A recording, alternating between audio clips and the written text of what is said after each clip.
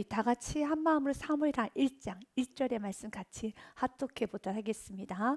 사울이 죽은 후에 다윗이 아말렉 사람을 쳐 죽이고 돌아와 다윗이 시글락에서 이틀을 머물더니. 아멘. 사랑하는 여러분, 사무엘상 31장의 말씀, 사무엘상 마지막 장의 말씀은 사울의 죽음, 그의 아들 세 아들의 죽음이 기록되어 있습니다. 그렇습니다. 사울은 죽었습니다. 그러나 그의 죽음조차도 누군가에게 아픔을 주고 누군가에게 해를 끼치는 참으로 여러분 쓸모없는 죽음으로 사울의 인생은 맞춰지고 있습니다. 우리는 축복의 통로가 되어야 되겠습니다. 우리가 사는 동안에 부족하고 연약하지만 언제나 축복의 통로가 되어 사십시오. 축복의 통로가 되어 사는 것은 한 가지밖에 없습니다. 내가 주님 안에 있으면 나의 모든 삶이 다 축복의 통로가 되는 것입니다. 우리는 매우 부족하고 연약하죠. 다윗도 넘어진 적이 있었죠. 다윗도 쓰러진 적이 있었죠. 그럼에도 불구하고 다윗은 회개하고 돌아왔었을 때 그의 남은 인생을 통하여서 또한 그를 통하여서 성경 곳곳에 기록되어 있습니다. 다윗으로 말미암아 내가 후손을 축복하리라. 후손에게 긍휼을 베풀어 주리라. 후손에게 내가 사랑해 주리라 라는 말씀이 있는 것처럼 다윗에게도 흠이 있었습니다. 그러나 다윗은 주님 안에 있었지요. 다윗은 하나님을 사랑했습니다. 또한 하나님의 말씀을 전하는 선지자를 사랑했습니다. 성전을 사랑했습니다. 그리하여서 다윗이 이런 말을 자주 고백하지 않았습니까? 내가 궁정에 첫날 있는 것보다 나는 성전에 문지기로 있는 게 참 좋습니다 라는 고백을 하였었지요. 그러나 사울은 그렇지 않았습니다. 사울은 그가 마지막으로 여러분 대치를 했던 것은 하나님께 쓰였던 사람 다윗과의 끊임없는 시기 질투로 인하여서 다윗을 공격하였고 또한 그를 통하여 제사장 85명을 죽였고 가는 곳마다 그는 예배를 무너뜨리는, 원하든 원하지 않든 그의 모든 삶에는 하나님의 나라에 반대되는 삶을 살았다라는 것입니다. 그리고 그의 죽음조차도 그는 자기 스스로 생명을 끊어버리는 자살로 그의 인생이 맞춰지게 되었지요. 사무엘상 31장 1절부터 5절 말씀에 사울의 죽음에 관한 기록이 되어 있습니다. 블레셋 사람들이 이스라엘을 침해, 블레셋과의 전쟁 중에 사울이 크게 다치게 됩니다. 그리고 그의 세 아들은 죽습니다. 이스라엘 백성들도 물론 많은 죽임을 당하고 많이 어려움을 당하는 패전을 하게 됩니다. 블레셋과의 전쟁에서 패전을 합니다. 블레셋 사람들이 이스라엘을 침해, 이스라엘 사람들이 블레셋 사람들 앞에서 도망하여 길보아 산에 엎드려 죽으니라. 그리고 블레셋 사람들이 사울과 그의 아들들을 추격하여 사울의 아들인 요나단, 아비나답 그리고 말기수아를 죽입니다. 3절 말씀에 보니 사울도 크게 중상을 입게 됩니다. 사울이 패전하며 활 쏘는 자가 따라잡으니 사울이 그 활 쏘는 자에게 중상을 입은지라. 아직 죽지는 않았습니다. 중상만을 입었습니다. 그때 4절 말씀에 보니 그가 무기를 든 자에게 이르되 내 칼을 빼어 그것을 나를 찌르라 라고 사울이 그 무기 든 자에게 요청을 합니다. 그 이유는 할례 받지 않는 자들이 와서 저 블레셋 사람들이 와서 나를 찌르고 모욕할까 두려워하노라 하니 무기를 든 자가 심히 두려워하여 감히 행하지 아니하는지라. 사울이 자기의 칼을 뽑아서 그 위에 엎드려짐에 자살로 그의 인생은 끝납니다. 그의 죽음을 보았던 어떤 한 사람, 5절 말씀에 어떤 한 사람이 그의 죽음을 보고 무기를 든 자가 사울이 죽음을 보고 자기도 자기 칼 위에 엎드려져 그와 함께 죽으니라. 모방 자살이라는 걸 합니다. 그의 인생은 마지막까지 나쁜 영향만을 주고 인생이 맞춰집니다. 사랑하는 여러분, 하나님 앞에 불순종했던 사울의 인생의 끝은 이렇습니다. 왜 성경은 이런 부분을 이렇게 자세하게 기록해 놓았을까요? 이유는 한 가지입니다. 그 사울의 모습들을 살지 말라는 것입니다. 그러면 왜 사울은 이렇게 되었습니까? 그가 처음부터 악한 자였었습니까? 그러면 왕이 되지 않았겠죠. 그의 처음 시작은 괜찮은 왕이었습니다. 예의스러운 왕이었습니다. 멋진 왕이었습니다. 근사한 왕이었습니다. 그러나 우리는 압니다. 사울은 여러분, 많은 은혜를 받았음에도 불구하고 그는 불순종을 하였습니다. 하나님을 인정하지 아니하였을 때, 하나님의 다스를 받지 아니하였을 때 그 결과는 이렇게 점점 무너지더니 마지막 죽음은 결론은 자기 자존심만 지키다 죽는 것이고, 그 자존심 지키다가 누군가 또 자신을 따라서 죽어가게 만드는 나쁜 통로가 되어 인생이 맞춰지는 것입니다. 이렇게 사울은 죽었습니다. 그리고 성경은 말합니다. 사울이 죽은 후에 오늘 말씀해 보니 사흘치가 되던 날에 2절 말씀에 한 사람이 다윗에게 와서 사울이 죽었다는 소식을 알려줍니다. 사흘째 되는 날에 한 사람이 사울의 진영에서 나왔는데 그의 옷은 찢어졌고 머리에는 흙이 있더라. 이런 외적인 모습은 그도 전쟁에 참여했던 어떠한 사람이었을 것이라고 이렇게 보여지는 그런 외적인 모습. 옷은 찢어졌고 머리에는 흙이 덮어져 있었고, 그때 그가 어떤 한 인물이 다윗에게 나와 땅에 엎드려 절하며 이렇게 말합니다. 보소서, 사울 왕의 왕관과 그리고 목걸이를 가지고 왔습니다. 다윗이 그에게 이르되 묻되 너는 어디서 왔느냐 하니 대답하되 이스라엘 진영에서 도망하여 왔나이다. 이 말은 이렇게 이스라엘과 블레셋과의 전쟁 중에서 그 이스라엘 진영에서 내가 나왔나이다 하면서 4절 말씀해 보니 같이 한번 읽어볼까요? 시작. 다윗이 그에게 이르되 일이 어떻게 되었느냐 너는 내게 말하라. 그가 대답하되 군사가 전쟁 중에 도망하기도 하였고 무리가 가운데 엎드려 죽은 자도 많았고 사울과 그의 아들 요나단도 죽었나이다 하는지나 라고 하면서 죽었습니다 라고 보고를 합니다. 그런데 오늘 성경은 이런 말씀 기록되어 있습니다. 사무엘하 1장의 말씀에 보니 이렇게 되어 있습니다. 바로 그 보고했던 그 사람을 보며 다윗은 무척이나 화를 내면서 이렇게 말을 합니다. 15절과 16절 말씀에 보니 다윗이 그를 죽입니다. 다윗이 청년 중 한 사람을 불러 이르되 가까이 가서 그를 죽이라 하며 그가 침에 곧 죽으니라 라고 합니다. 그러면서 저주스러운 말을 쏟아붓습니다. 다윗이 그에게 이르기를 내 피가 내 머리로 돌아갈지어다. 내 입이 내게 대하여 증언하기를 내가 여호와의 기름 부음 받은 자를 죽였노라 함이니라 하였더라 라는 말로 오늘 1장의 말씀이 마무리가 됩니다. 도대체 이게 무슨 사건이 있었길래 사울의 죽음이 이제는 한 사람의 죽음으로 이어지게 되었을까요?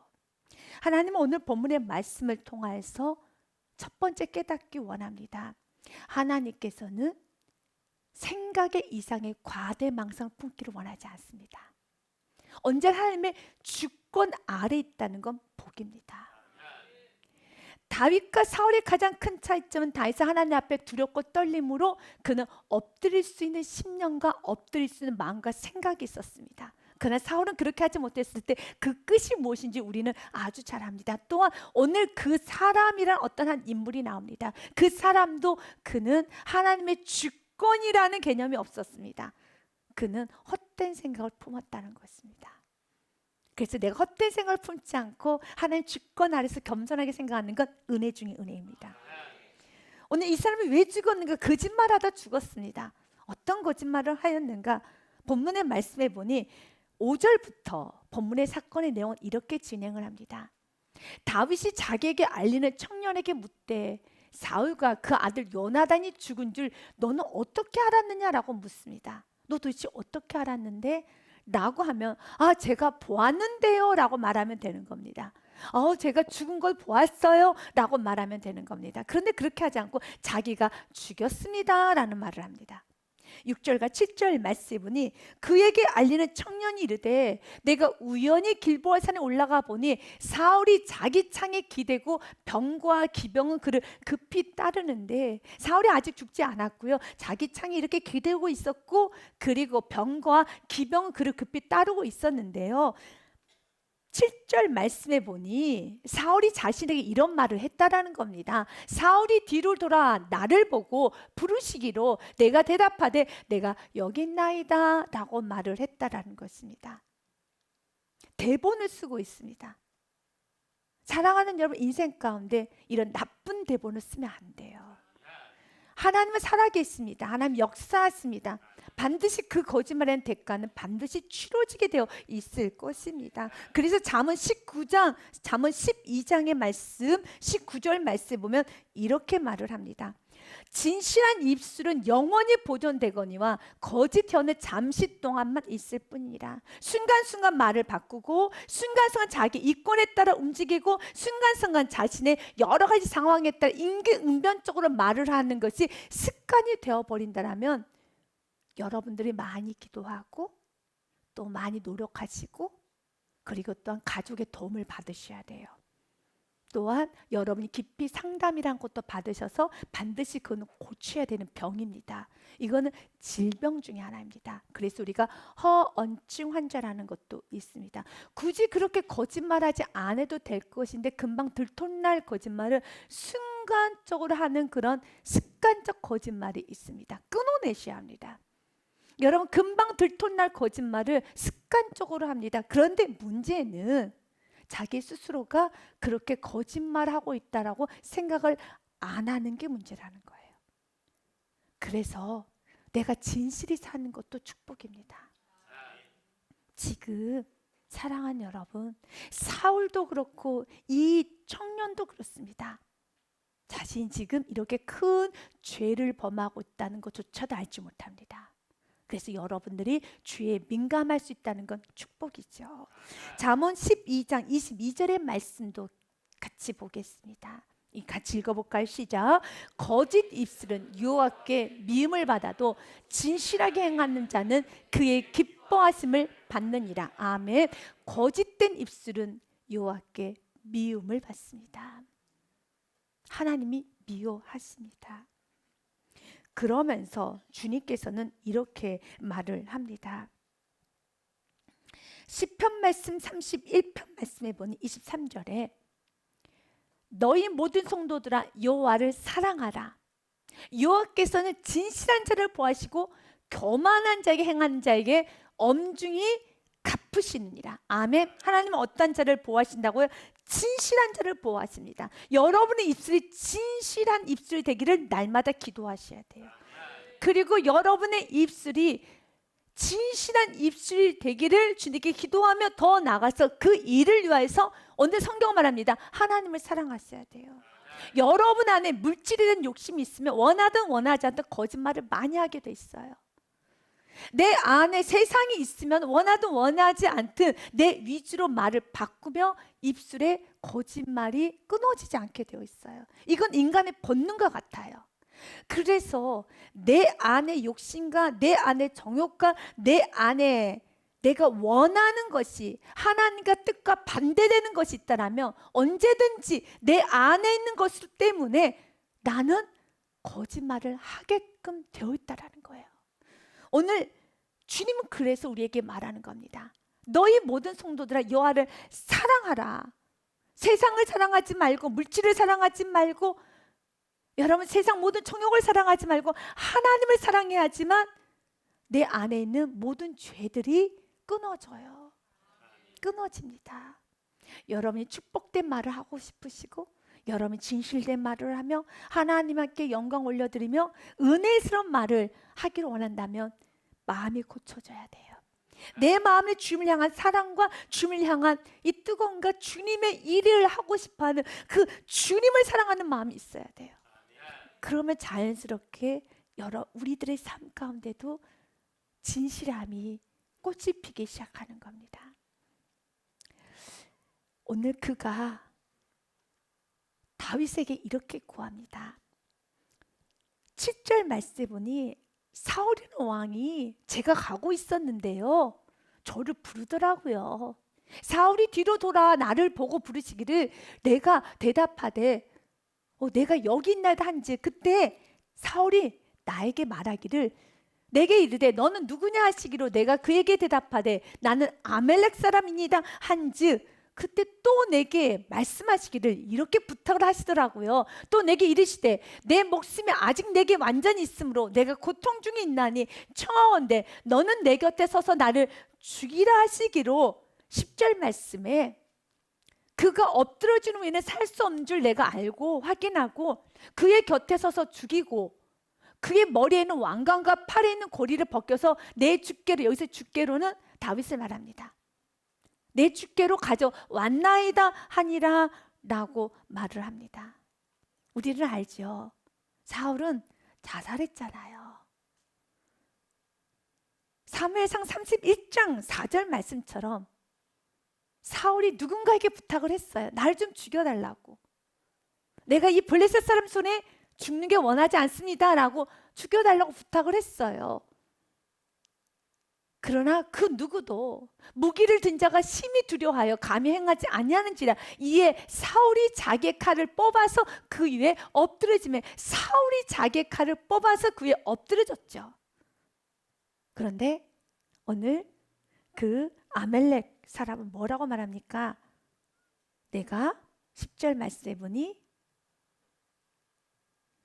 그가 더 이상 살 수 없는 줄 내가 알고 그의 곁에 서서 죽이고 라고 했어요. 내가 알고 그의 곁에 서서 죽이고. 그렇습니다. 그는 거짓말을 합니다. 다윗은 그가 했던 그 거짓말을 그대로 진실인 줄 알고 믿었어요. 사울과 요나단이 죽었다는 그 소식, 그리고 그가 죽였다는 것을 소식을 듣고 다윗이 했던 행동 11절, 옷을 찢으며 웁니다. 이에 다윗이 자기 옷을 잡아 찢으며 함께 있는 모든 사람도 그리하고 12절 말씀에 보내 사울과 그의 아들 요나단과 여호와의 백성과 이스라엘 족속이 칼의 죽음으로 말미암아 저녁 때까지 슬퍼하며 울며 금식하니라 라고 되었습니다. 그리고 나서 13절에 이제 다윗이 그를 향해서 응징하기 시작합니다. 다윗이 그 소식을 전한 청년에게 묻되 너는 어느 사람이냐? 대답하되 나는 아멜렉 사람 곧 외국인의 아들이니다니. 그렇다면 왜 그는 이런 거짓말을 했을까요? 왜 그는 자기가 죽이지도 않았는데 왜 그런 거짓말을 했었을까요? 왜 그랬을까요? 그가 생각하기를 다윗과 사울은 관계가 안 좋고 그리고 다윗은 사울을 죽이고 싶겠지. 왜요? 그건 다는 사실이었어요. 사울이 다윗을 쫓아다니고 다윗은 피해 다녔던 것은 다는 사실이었습니다. 그래서 어디까지 망명해 갔습니까? 블레셋 땅까지 망명해 갔죠. 그런데 자신이 이렇게 그 원수인 사울을 죽이면은 다윗이 좋아하겠지라고 생각을 한 겁니다. 그가 사울이 여러분 차고 있었던 목걸이와 왕관만 가지고 하기에는 그 욕심이 채워지지가 않는 거예요. 욕심은 절대 채워지지가 않아요. 그래서 그 욕심이 어디까지 갑니까? 결국 욕심은 사망에 이르게 됩니다. 죽습니다. 이게 욕심의 끝이라는 겁니다. 그는 생각하기를 다윗이 사울을 미워해서 죽이고 싶겠지. 그러나 그가 몰랐던 한 가지가 있었어요. 무엇입니까? 물론 다윗도 사울에 대한 미운 마음이 있었겠지요. 인간인지라 감정이 있기에 자신의 청춘을 뺏어갔습니다. 자신이 끝까지 쫓아옵니다. 미운 마음이 있겠죠. 그러나 다윗 하나님의 사람들 넘지 못할 선이라는 것이 있어요. 그 선을 모른 겁니다. 그는 그 선을 모른 거예요. 그런데 악한 자들은 그 선이 없어요. 오늘 다윗은 그에게 이렇게 말합니다. 14절 말씀에 다윗이 그에게 이르되 내가 어찌하여 손을 들어 여호와의 기름 부음 받은 자 죽이기를 두려워하지 아니하느냐. 그가 그 아멜렉 사람을 죽였던 이유, 다윗이 아멜렉 사람을 징벌했던 이유는 한 가지입니다. 무엇입니까? 하나님께서 세우신 종을 너가 죽이기를 두려워하지 아니하느냐, 이것입니다. 그리고 15절에 어떻게 말합니까? 다윗이 청년자 한 사람 불러 이르되 가까이 가서 그를 죽이라 하며 그가 치매 곧 죽으니라 하면서 16절에 다시 한번 그 이유에 대해서 말을 합니다. 같이 읽어볼까요? 시작. 다윗이 그에게 이르기를 내 피가 내 머리로 돌아갈지어다. 내 입이 내게 대하여 증언하기를 내가 여호와의 기름 부음 받은 자를 죽였노라 함이니라 하였더라. 성경은 이 부분을 많이 강조하고 있어요. 다윗이 이렇게 무척이나 화가 났던 이유는 기름 부음 받은 자를 죽인 부분, 기름 부음 받은 자 주권이라는 겁니다. 어떤 순간 하나님 주권을 너가 임의로 좌지우지하면 안 되지. 사울은 하나님의 주권 앞에 엎드리지 못한 인물입니다. 이 부분을 한 번 더 우리는 사무엘상 18장의 말씀과 사무엘상 24장 26절의 말씀을 통해서 사울과 다윗의 차이를 보기 원합니다. 먼저 18장을 통해서 사울은 알았습니다. 무엇을요? 하나님께서 다윗을 붙잡고 있다는 걸 알았어요. 그러면 멈춰야 되는 겁니다. 그런데 멈추지를 못합니다. 사울은 다윗이 크게 지혜롭게 행함을 보고 그를 두려워하였으나 16절에 온 이스라엘과 유다는 다윗을 사랑하였으니 그가 자기들 앞에 출입하기 때문이었더라 라고 하면서 15절 말씀에 사울은 알았어요. 다윗이 크게 지혜로움을. 그래서 두려워하기까지 했어요. 또 한 번 28절과 29절에 사울의 고백과 사울의 행동이 나옵니다.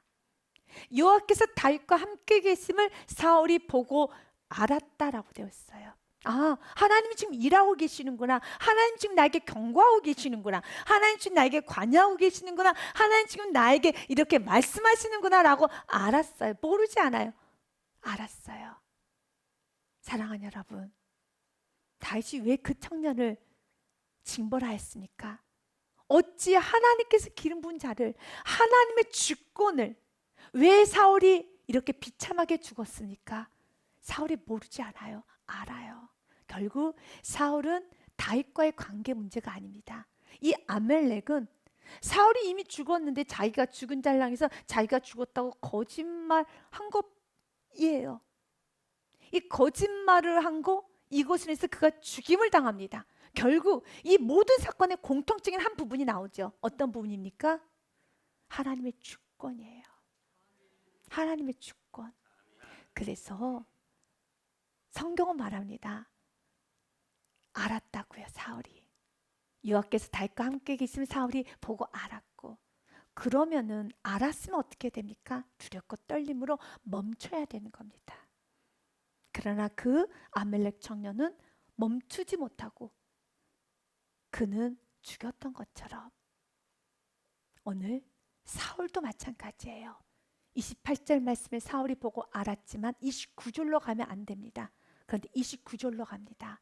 29절의 말씀이 무엇이었습니까? 같이 읽어볼까요? 시작. 사울이 다윗을 더욱 두려워하여 평생에 다윗의 대적이 되니라. 이것이 바로 사울의 가장 큰 핵심 문제예요. 두려우면 멈춰야 되는데 그 두려워요. 점점 더 두려워요. 점점 더 두렵니다. 때로는 말씀이 너무 두렵고 모든 상황이 두렵고 모든 환경이 두렵고 다 두려워요. 이제 더 이상 내가 버틸 데도 없고 갈 데도 없고 점점 두려워요. 두려우면 엎드려야 되는데 두려워서 평생 다윗의 대적이 됐을 때 그 끝이 이렇다는 겁니다. 사랑하는 여러분, 주님은 오늘 우리들에게 사울의 길을 가기를 원하지 않습니다. 다윗의 길을 가셔야 돼요. 여러분 말씀 때로는 좀 두렵게 또 나에게 너무 크게 나에게 아주 깊이 조명이 될 때가 있으십니까? 그래서 마치 알몸 벗겨지듯이 지금 나에게 하는 말이구나 라는 게 느껴집니까? 너무 힘이 듭니까? 이때는 여러분이 평생의 대적이 되는 것이 아니라 엎드려야 되는 거예요. 왜냐하면 오늘 사울과 다윗의 가장 큰 차이는 이제 사무엘상 24장과 26장에도 드러납니다. 다윗이 사울을 죽일 수 있는 기회가 있어서 죽이지는 않았지만 옷깃을 베어버립니다. 그때 다윗이 했던 말은 이것입니다. 24장 말씀에 보니 2절부터 7절 말씀에 보니 이렇게 되어 있습니다. 사울이 온 이스라엘 택한 사람 3,000명을 거느리고 다윗과 그의 사람들을 찾으러 들으려면서 바위로 갑니다. 그때 길가 양에 울이 있는지 굴이 있는지라 사울이 뒤를 보러 화장실에 넝을 싸러 들어갑니다. 그때 다윗과 그의 사람들이 그 굴 깊은 곳에 먼저 속에 깊숙한 곳에 있는 겁니다. 살마 혼자 덩보로 그 굴 속에 들어갔고 다윗의 일행들은 더 깊이 굴 속에 숨어 있었기 때문에 이젠 사울을 죽이면 되는 겁니다. 4절 말씀해 보니 다윗의 사람들이 이르되 보소서 여호와께서 당신에게 이르시기를 내가 원수를 내 손에 넘기시리니 내 생각에 좋은 대로 그에게 행하라 하시더니 이것이 그날입니다. 오늘이 사울의 제삿날입니다. 오늘 사울을 죽여도 좋습니다. 라는 말로 이 다윗의 주위에 있는 용사들이 한껏 부추기기 시작합니다. 그때 다윗이 일어나서 사울의 겉조락을 쓱 뺍니다. 그리고 나서 다윗이 곧바로 회개를 합니다. 이런 우리 안에 하나님에 대한 주권에 대한 민감함, 우리는 다윗의 길을 가야 되는 겁니다. 이 사울의 길을 가는 게 아니에요. 여러분, 옷자락만 베도 그는 마음에 찔려서 그리한 후에 사울의 옷자락 뱀으로 말미암아 다윗의 마음에 찔려. 다윗처럼 사셔야 돼요. 다윗처럼 사시기를 바라겠습니다. 그때 6절에 이렇게 고백합니다. 같이 읽습니다. 시작. 자기 사람들에게 이르되 내가 손을 들어 여호와의 기름 부음을 받은 내 주를 치는 것은 여호와께서 금하시는 것이니 그는 여호와의 기름 부음 받은 자가 됨이니라. 아멘. 하나님께 기름 부으셨는데, 하나님께 쓰시는 종인데, 하나님께 쓰시는 종인데, 이것이 바로 다윗이에요. 사울도 알았어요. 다윗이 하나님께 쓰시는 종이라는 걸 보고 알았다라고 돼 있어요. 하나님이 함께 하신 걸 보고 알았다고 돼 있어요. 그러나 사울은 어떻게 합니까? 그는 평생의 대적이 되어 살아가요.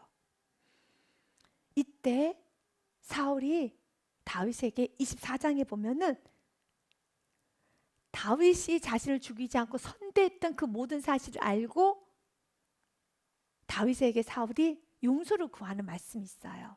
다윗에게 이르되 나는 너를 학대해대 너는 나를 선대하니 너는 나보다 의롭다. 내가 나 선대한 것을 18절 말씀해 보니 선대한 것을 오늘 나타냈나니 여호와께서 나를 내 손에 넘기셨으나 내가 나를 죽이지 아니하였도다. 사람이 그 원수를 만나며 그를 평안히 가게 하겠느냐? 아니지, 죽이지 않겠느냐? 그런데 너는 나를 평안히 가겠구나. 내가 오늘 내게 행한 일로 말미암아 여호와께서 내게 선으로 갚으시기를 원하노라 축복까지 합니다. 그러면서 20절에 보라 나는 내가 반드시 왕이 될 것을 알고. 그러면 멈춰야죠. 알면 멈춰야죠. 내가 반드시 왕이 될 것을 알고 이스라엘 나라가 내 손에 견고히 선 것을 아노니. 그래서 아는 것하고 내가 순종하는 것은 달라요. 안다고 다 순종하지 않아요. 그래서 야고보서 기자는 이런 말을 하죠. 귀신도 믿고 떠든다라고 말을 합니다. 그래서 내가 알고 떠들기까지 하지만 내 삶에 순종이 없으면 이건 귀신 신앙이에요. 이거는 마귀 신앙과 같아요. 옳지가 않습니다. 여러분이 깨달고 이제 그 깨달음이 나의 삶의 하나의 미래에 대해 순종으로 가는 거. 그리고 내가 부족함 주 앞에 울며 주님께 나아갈 수 있는 은혜는 아주 정직이에요. 그것이 정직입니다. 21절 말씀해 보니 그런즉 너는 내 후손을 끊지 아니하며 내 아버지의 집에서 내 이름을 멸하지 아니할 것을 이제 여호와의 이름으로 내게 맹세하라 하니라. 이 말이 무엇입니까? 나의 후손들은 좀 지켜줘. 내 후손들은 건들지 마. 내가 잘못 살았지만, 내가 너에게 너무 잘못 행동했지만 내 후손들에게는 선처를 베풀어줘 라고 합니다. 그러면 24장에 이렇게 좀 잘못했다고 고백을 했었으면 일구이연을 하지 말아야 되는데 26장에 또다시 범죄를 합니다. 끊어지지를 않습니다. 26장 말씀에 보면은 다윗을 또 쫓아옵니다. 사울이. 그때 다윗은 사울을 죽일 수 있는 기회가 또 한 번 또 주어져요. 그때는 살짝 물병만을 가지고 나옵니다. 내가 손을 들어 여호와의 기름 부음 받은 자를 치는 것은 여호와께 금하시나니. 왜 이 말을 하게 되는가? 1절부터 10절의 배경은 그의 다윗을 따랐던 용사들이 하나님 주신 기회입니다. 또 쫓아오지 않습니까? 당신이 아무리 용서해줘도 저 사울은 변하지는 않습니다. 당신이 아무리 용서해줘도 저 사울은 변하지 않는 사울이니 그냥 근간을 그냥 잘라내 버리십시오. 죽이십시오 라고 하니까 안 된다. 안 돼. 라고 하면서 내가 손을 들어 여호와의 기름 부음 받은 자를 치는 것을 여호와께서 금하시나니 너는 그의 머리 곁에 있는 창과 물병만 가지고 가자. 그냥 경고만 하고 알려주자 하고 갑니다.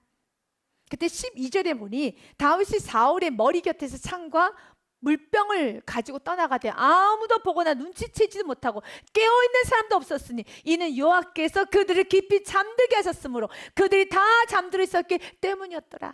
충분히 이것을 하나님이 죽일 수 있는 기회로 해석할 수도 있을 것 같아요. 그러나 다윗은 죽이는 기회로 해석하는 게 아니었습니다. 그래서 여러분들 삶 가운데 마음에 하나님에 대한 주권이 있어야 돼요. 그래야지만 여러분 죄를 합리화하지 않습니다. 죄를 합리화하면 안 되는 겁니다. 그때 사울이 깨어나서 자신의 물병이 없어진 걸 보고 또다시 다윗에게 용서를 구합니다. 이 말씀이 21절이에요. 사울이 이르되 내가 범죄했도다. 내 아들 다윗아 돌아오라. 내가 오늘 내 생명을 귀하게 여겼은즉 다시는 너를 해하려 하지 아니하리라. 내가 어리석은 일을 하였으니 대단히 잘못되었도다 하는지라라고 말을 합니다. 무엇을 말합니까? 대단히 잘못되었도다. 내가 대단히 잘못하였도다. 그러나 우리는 압니다. 26장에서 멈추지 않고 또다시 다윗을 쫓아다니고 그의 인생은 자살로 끝나고 누군가 그가 자살하는 모습을 보면서 모방 자살을 하며 인생은 끝나고 또 그 사울의 죽음을 보고 어떤 일은 또 거짓말해서 또 그도 죽고 그 사울의 악한 영향이 너무 많은 사람을 죽인다는 겁니다.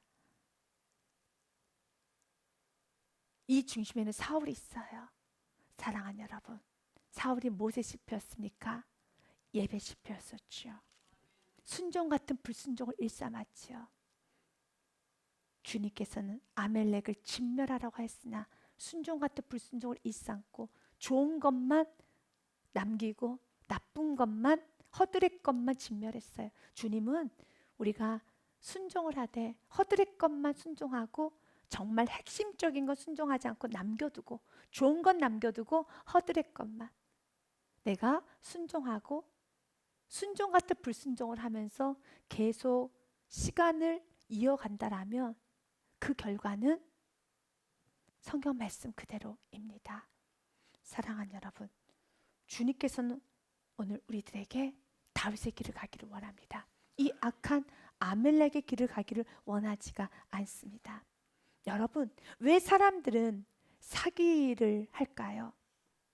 이 사기라는 죄는 개인적인 금전적인 피해를 주는 것 이상의 아주 큰 범죄 중에 하나입니다. 왜냐하면 사기는 개인의 금전적 피해뿐 아니라 더 이상 사람을 신뢰할 수 없는 대인관계에 부정적인 영향을 주는 심리적 고통을 주게 됩니다. 여러분이 누군가에게 사기를 좀 당했다면 그 다음부터 사람을 믿을 수 있을까요?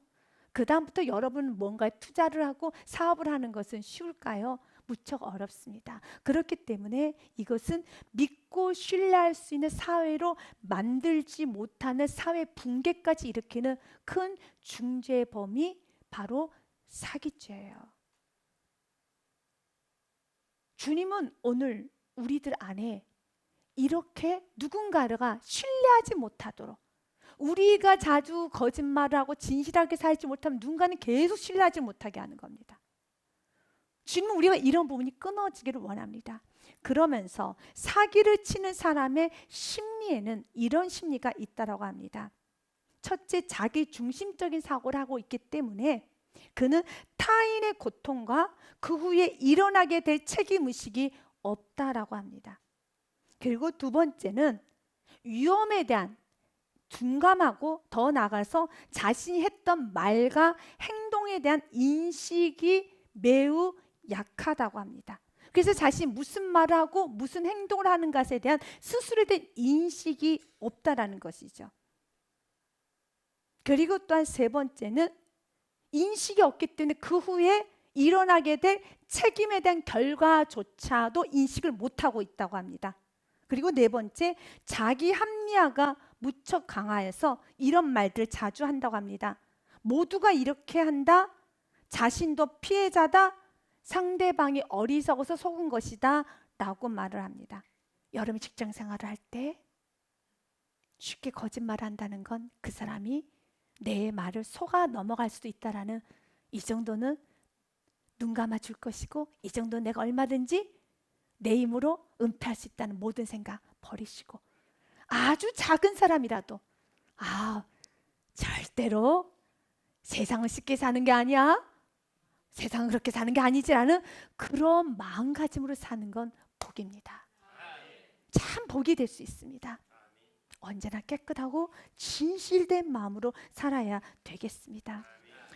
이제 마지막 그가 죽였던 인물은 아멜렉이죠. 성경은 그의 이 출신에 대해서 자주 물어봅니다. 넌 누구냐라고 말을 자주 묻습니다. 그랬더니 그 청년이 나는 아멜렉 사람이라 했었죠. 13절에 보니 다윗이 그 소식을 전했던 그 청년에게 묻되 너는 어디 사람이냐 대답하되 나는 아멜렉 사람 곧 외국인의 아들이니다 라고 하면서 그의 신분을 정확하게 합니다. 왜냐하면 이 아멜렉은 굉장히 중요합니다. 하나님께서 아멜렉에 대해서는 끝까지 진멸하라는 말씀이 있어요. 출애굽기 말씀에 보면은 여호수아가 아멜렉과의 전쟁에서 이겼습니다. 이기고 난 후에도 하나님께서는 마치 거룩한 의분이 풀리지 않는 것처럼 오늘 이겼지만 또 이 아멜렉은 또 나타나 끝까지 대대로 싸워야 돼 라는 말합니다. 여호와께서 모세에게 이르시되 이것을 책에 기록하여 기념하게 하고 여호수아의 귀에 애워 들리라. 내가 아멜렉을 없이하여 천하에도 기억도 못하게 하리라 하면서 15절에 모세가 제단을 쌓고 그 이름을 여호와 니시 하나님의 승리라고 16절 말씀해 보니 이르되 여호와께서 맹세하시기를 여호와가 아멜렉과 더불어 대대로 싸우리라 하셨다 하였더라. 아멜렉과의 전쟁은 오늘 한 번로 끝나면 안 돼. 자손 대대 아멜렉은 무조건 싸워야 돼. 아멜렉은 끝까지 진멸해야 돼 라고 합니다. 도대체 아멜렉이 하나님 앞에 무슨 죄를 저질렀기에 이렇게 하나님께서 끝까지 물고 놓지 않으시는 것일까? 왜 그러셨을까? 다른 족속도 많잖아요. 블레셋 족속도 있고 아수르 족속도 있고 암몬 족속, 모압 족속도 있죠. 그런데 성경 어느 구절에도 너희는 블레셋 족속과 대대로 싸우라라는 말씀은 없어요. 순간순간 전쟁하면 이겨야 되겠죠. 그러나 아멜렉만큼은 대대로 싸우고 오늘 또 이 나쁜 짓을 했던 건 아멜렉이에요. 아멜렉의 특징이 있어요. 신명기서 말씀해 보면 25장에 아멜렉이 이런 죄를 저질렀어요. 너희는 애굽에서 나오는 길에 아멜렉이 내게 행한 일을 기억하라. 어떤 일을 행하였는가?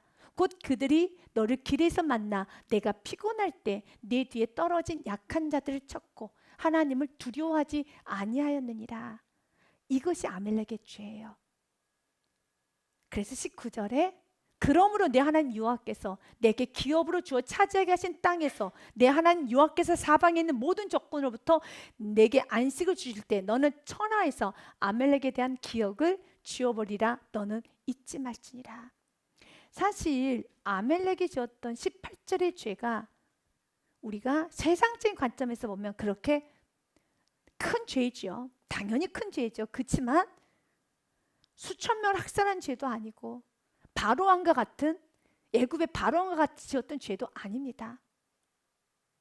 그러나 하나님은 이 죄를 가장 큰 죄로 보고 있습니다. 이 죄가 어떤 죄입니까? 뒤에 떨어진 약한 자를 친 죄. 어느 이 아멜렉 청년도 누구를 이용해서 자신의 이권을 챙겼나요? 맞아요. 죽은 사람. 그리고 왜 다윗에게 거짓말을 구했나요? 다윗의 약한 점을 틈타서. 이렇게 약한 점을 틈타는 건 하나님이 굉장히 진노하시는 죄예요. 사기라는 것이 왜 이렇게 나쁩니까? 그 이유는 사기를 어떤 부류가 많이 당할까요? 내가 가난해 있을 때, 내 마음이 약해 있을 때, 내가 힘들었을 때 사기를 당하죠. 또한 거짓말에 잘 속아 넘어가는 사람이 있죠. 어떤 사람입니까? 또한 여러분은 어떤 사람에게 혹시 거짓말을 해본 적 있습니까? 우리 자녀들은 엄마에게, 아빠에게 둘 중에 약한 사람에게 거짓말을 해요. 아빠가 좀 아주 예민하고 철저하면은 엄마에게 슬쩍 거짓말하고요. 가족 중에서도 누구에게 거짓말합니까? 형아에게 거짓말할까요? 동생에게 거짓말할까요? 이제는 그냥 편하게 생각해 보세요. 형아에게 거짓말할까요? 똑똑한 누나에게 거짓말할까요? 아니면 글자도 모르는 동생에게 거짓말할까요? 맞아요. 거짓말은 약한 자에게요. 약한 동생들에게, 글자 모르는 동생들에게, 또한 허술한 어머님에게, 할머니에게, 그리고 약한 자에게. 하나님은 이렇게 약한 자를 틈타서 거짓말하는 거, 사기하는 거, 그 죄의 특징은 지금 사무엘하 1장에까지도 이어져 오고 있습니다. 아멜렉의 죄는 약한 자를 친 죄, 그 뿌리가 오늘 사무엘하 1장에도 그 뿌리가 끊어지지 않고 이렇게 아멜렉 족속 곳곳에서도 거짓말과 나쁜 행동을 하고 있습니다. 이제는 우리 자신을 점검해 봅시다. 나는 이런 아멜렉 이런 사람 아니야. 나는 사울 이런 사람 아니야. 라고 여러분이 그냥 좀 단순하게만 생각하지 마시고 오늘 말씀을 통해서 하나님, 나 또한도 좀 약해 있을 때는 내가 강하게 하고 거짓말하고 위협하고, 하나님, 내가 누구에게 피해주는 인생이 아니라 겸손하고 진실한 인생이 되기 원하며, 더 나아가서 이들의 가장 큰 문제는 하나님 주권 앞에 엎드리지 못하는 과대망상적인, 내가 하나님을 눈을 속일 수 있다는 거, 저 사람의 눈을 속일 수 있다는 거, 내가 이것을 속일 수 있다는 그런 과대망상은 십자가에 딱 못 박고 진실하게 살아가십시오. 절대로 여러분보다 어리숙한 사람 세상에 있다 없다? 없다! 라는 생각을 반드시 하고 살아가십시오. 그러면 인생이 아주 좋아지게 될 것입니다. 그래서 언제나 진실하고 정직하게 살아가는 축복이 여러분에게 충만하게 있으시길 주님의 축복 드립니다. 주님께 영광의 박수를 드리겠습니다.